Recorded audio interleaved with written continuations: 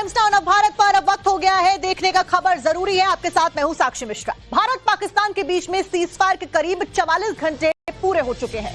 सरहद से सटे हुए इलाकों में फिलहाल जो शांति है उसका माहौल साफ तौर पर देखा जा सकता है और भारतीय सरकार की तरफ से भी साफ कर दिया गया है कि अगर अब सीमा पर पाकिस्तान की तरफ से एक भी गोली चली तो भारत उसका जवाब गोले दाग कर देने वाला है। आतंकवाद के खिलाफ में भारत की कार्रवाई के दौरान आतंकियों के पनाहगार पाकिस्तान को मुंह की खानी पड़ी है और भारतीय सेना ने एटॉमिक पावर की गीदड़ भभकी देने वाले मुल्क को अपने शौर्य और पराक्रम के दम पर घुटनों पर लाने का काम भी कर दिया है और आखिरकार पाकिस्तान को भारत के सामने महज कुछ ही घंटे के भीतर ही संघर्ष विराम के लिए गिड़गिड़ाना भी पड़ गया। इस सब के बीच में एक बड़ी खबर, भारत पाकिस्तान के बीच में आज डीजीएमओ की बातचीत होने वाली है। दोपहर 12 बजे दोनों देशों के डीजीएमओ जो है वो आपस में बातचीत करेंगे। सीज फायर लागू होने के बाद में पहली बार ये बातचीत है जब दोनों देशों के जो डीजीएमओ है वो एक बार फिर से बैठेंगे। इससे पहले 10 तारीख को दोनों डीजीएमओ साथ में बैठे थे और सीज फायर के ऊपर सहमति बनी थी। भारत से लेफ्टिनेंट जनरल राजीव घई और पाकिस्तान से मेजर जनरल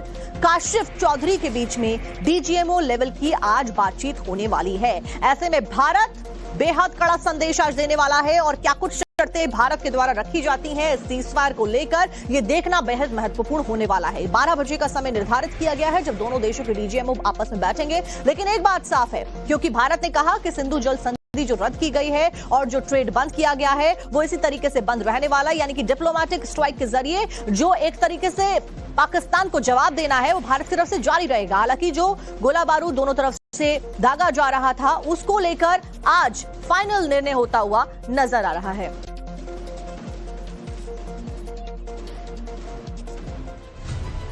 भारत पाकिस्तान के डीजीएमओस के बीच में किन किन मुद्दों पर बात आज हो सकती है, अब आपको ग्राफिक्स के जरिए वो भी समझा देते हैं। तो शत्रुता समाप्त करने पर सहमति के अंतिम रूप को लेकर बातचीत हो सकती है। लंबे समय तक सीज फायर बनाए रखने पर भी दोनों के जो देशों के डीजीएमओ है वो चर्चा कर सकते हैं। बैठक में बॉर्डर पर शांति सुरक्षा के मुद्दों पर बातचीत होनी है, ऐसा कहा जा रहा है। किसी तीसरे देश के दखल अंदाजी मंजूर नहीं करेगा भारत, ने यह स्पष्ट कर दिया क्योंकि अमेरिका के द्वारा पोस्ट करके मध्यस्थता की बात कही गई थी। पाकिस्तान से संघर्ष विराम को पालन करने पर जोर दिया जाएगा क्योंकि नापाक हरकतें वहीं से होती हैं। सीज फायर के उल्लंघन पर भारत कड़ी कार्रवाई भी करेगा और यह बात कल ही स्पष्ट कर दी गई थी प्रेस कॉन्फ्रेंस जब की गई थी कि अगर आप एक बार फिर से उल्लंघन करते हो तो आपको कड़ा संदेश भारत के द्वारा दिया जाएगा। लगातार भारत शांति की बात करता है लेकिन अगर आप गोले दागोगे तो यहां से भी जो एक्शन है वो जोरदार तरीके से लिया जाएगा। अनुज मिश्रा संवाददाता हमारे साथ श्रीनगर से जुड़े हैं, शिवानी हमारे साथ में दिल्ली से जुड़ गए हैं। सबसे पहले हम रुक कर लेते हैं अनुज का। अनुज, फिलहाल श्रीनगर में क्या कुछ माहौल देखा जा रहा है? सीज फायर के बाद में क्या वापस से सभी चीजें पटरी पर आती हुई नजर आ रही है? क्या कुछ अपडेट? जी बिल्कुल, कल जिस तरीके से हमारी सेना ने साफ तौर पे ये चेताया था कि अगर पाकिस्तान की तरफ से कोई हिमाकत की जाती है और सीज फायर का उल्लंघन किया जाता है तो उसको उसी के तरीके से जवाब दिया जाएगा। उसके बाद से ही रात से ही पूरा जो सीमावर्ती इलाका है, चाहे जम्मू की बात करें, श्रीनगर की बात करें, वहां पे शांति बहाल है और साफ तौर पर किसी तरीके की फायरिंग, किसी तरीके की सीज फायर के उल्लंघन का मामला सामने नहीं आया।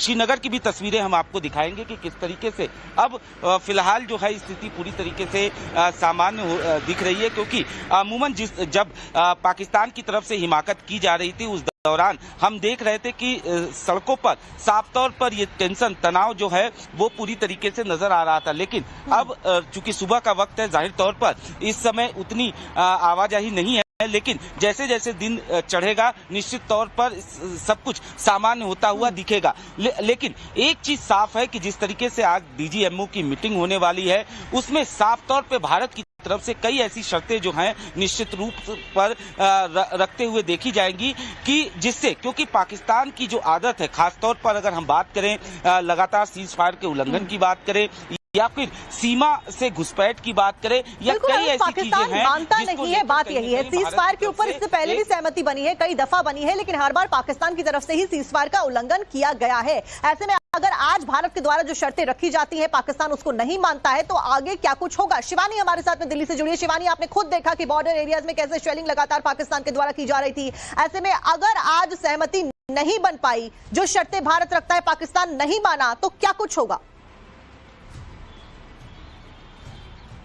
देखिए, साफ तौर पर पहले तो अगर डीजीएमओ की बात की जाए तो हर मंगलवार के दिन दोनों देशों के बीच में ये बातचीत होती है। आज उनके आला अधिकारियों के बीच में ये बातचीत होगी और साफ तौर पर इस बातचीत के अंदर सीमा सुरक्षा, अपनी अपनी देशों की सीमा सुरक्षा और एक साथ जो समन्वय बना है इस पूरे अंत विराम देने को लेकर, उस पर चर्चा की जाएगी कि सीमा सुरक्षा को लेकर जो युद्ध के कानून हैं, जो सीजफायर के कानून हैं, उसका उल्लंघन न किया जाए, नियमों को मेंटेन किया जाए। ये दोनों देशों के बीच में बातचीत होगी। लेकिन जैसा कि अभी हमने पूरी स्थिति देखी है भारत पाकिस्तान के बीच में, तो इसे पाकिस्तान ने सबसे पहले एक्ट ऑफ वॉर घोषित करके हमला करना भारत पर, उनके सिविलियंस पर शुरू किया था, जिसके बाद इंडियन आर्मी, इंडियन डिफेंस ने भी यही कहा था कि अगर अब पाकिस्तान अपने खेमे से दोबारा गोलियां बरसाएगा तो एक्ट ऑफ वॉर भारत की तरफ से भी समझा जाएगा। तो आज जब डीजीएमओ की बातचीत होगी तो इसके अंदर जरूर चर्चा होगी कि सीज फायर पर बने हुए एग्रीमेंट को जो पाकिस्तान द्वारा तोड़ा गया है, जिसको लेकर वो समय का बहाना दे रहे हैं, उसको लेकर एक एक्सप्लेनेशन भी मांगी जाएगी और साफ तौर पर इस कॉल के बाद निर्धारित होगा कि जो दोनों देशों के बीच में सीमा का विवाद है उसको लेकर पाकिस्तान का क्या रुख है। क्योंकि इसमें आप ध्यान दीजिए, भारत का रुख मायने नहीं रखता, पाकिस्तान का रुख मायने रखता है, क्योंकि अगर पाकिस्तान हथियार उठाएगा तब भारत उन्हें नहीं छोड़ेगा। ये भारतीय सेना द्वारा पहले भी कहा जा चुका है और इसीलिए जब ये मीटिंग होगी तो साफ तौर पर सीमा के अंदर जो है वो बड़े बदलाव देखने को मिलेंगे। हालांकि भारतीय सेना द्वारा सवेरे भी एक महत्वपूर्ण बयान आया है कि series of cease fire violation Pakistan द्वारा जो हो रहे थे, उसके बाद बीती हुई रात एक शांति की रात थी, जिसके बाद उन्हें उम्मीद है कि पाकिस्तान को जो मौका भारत ने दिया था शांति बनाने का, वो उसे कायम रखेंगे। और डीजीएमओ की जब दोपहर 12 बजे ये मीटिंग होगी उनकी हॉटलाइन टेलीफोन कॉल पर, तब ये समझा जाएगा कि उस मीटिंग के बाद पाकिस्तान बिल्कुल शिवानी, लेकिन एक बात बहुत क्लियर है कि पाकिस्तान ने आतंकवाद को बढ़ावा दिया और उसके बाद भारत में पहलगाम अटैक को अंजाम दिया। इससे पहले भी इतिहास गवाह रहा है कि हर दफा पाकिस्तान की तरफ से आतंकवाद को सप्लाई किया गया है, लेकिन अभी भी ऑपरेशन सिंदूर जारी है और इसी वजह से पाकिस्तान में घबराहट का माहौल भी देखा जा सकता है। इस सबके बीच में एक बड़ी ब्रेकिंग दर्शकों को बता दें, ऑपरेशन सिंदूर के जरिए हिंदुस्तान की सेना ने जिस बहादुरी के साथ में पाकिस्तान में घुसकर आतंकी ठिकानों को टारगेट बनाया और उन्हें निस्तनाबूद किया, वो आतंक के खिलाफ में भारत की दृढ़ इच्छा शक्ति को दिखाता है।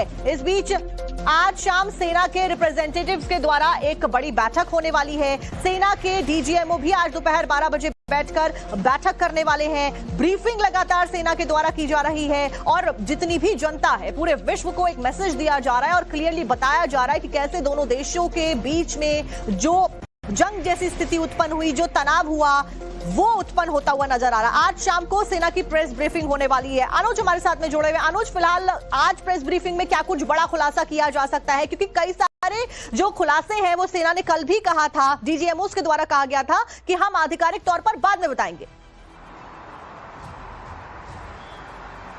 देंगे तो कैसे? जी बिल्कुल, कई ऐसी चीजें हैं जिस तरीके से सेना ने एक साफ कर दिया था कि ऑपरेशन सिंदूर जो है वो लगातार जारी है, यानी आतंकवाद के खिलाफ भारतीय सेना की लड़ाई लगातार जारी रहेगी। और निश्चित तौर पर जिस तरीके से पाकिस्तान की तरफ से लगातार न सिर्फ आतंकवाद को बढ़ावा दिया जा रहा था, बल्कि आतंकियों को पाला पोसा जा रहा था और उन्हें भारतीय सीमा में भेजा जा रहा था और कहीं न कहीं आतंकी हमलों को अंजाम दिया जा रहा था।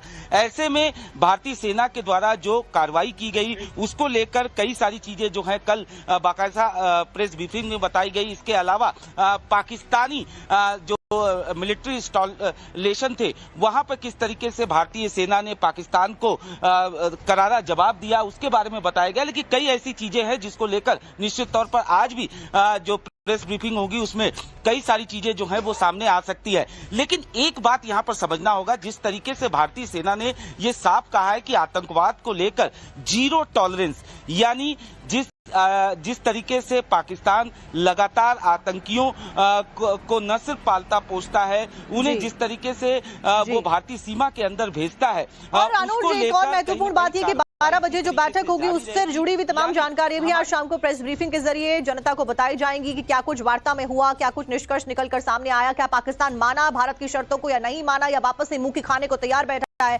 फिलहाल अनुज और साथ साथ में शिवानी, आप दोनों का बहुत बहुत शुक्रिया जानकारी देने के लिए। पल पल की अपडेट लगातार हम आपको दे रहे हैं। भारत पाकिस्तान तनाव के बीच में अभी की बड़ी खबर यह है कि आज शाम को सेना की प्रेस ब्रीफिंग होने वाली है। सबके बीच में बॉर्डर पर आज कुछ बड़ा होने वाला है, लगातार ये कहा जा रहा है। ऐसा हम इसलिए क्यों कह रहे हैं ये भी जान लीजिए। ऑपरेशन सिंदूर के जरिए हिंदुस्तान की सेना ने जिस बहादुरी के साथ में पाकिस्तान में घुसकर आतंकी ठिकानों को टारगेट बनाया और उन्हें निस्तेनाबूद किया। वो आतंक के खिलाफ में भारत की दृढ़ इच्छा शक्ति को साफ तौर पर दिखाता है। सेना के इस अटैक में अजहर मसूद के कई सारे करीबी और उसके रिश्तेदार खत्म कर दिए गए हैं, जिसमें यूसुफ अजहर, अब्दुल मलिक रऊफ और मुदस्सर अहमद का नाम भी शामिल है। बड़े आतंकवादी ये हैं। अब हिंद की सेना के प्रहार की वजह से आतंकियों के मंसूबे कैसे टूट चुके हैं, रिपोर्ट देखिए।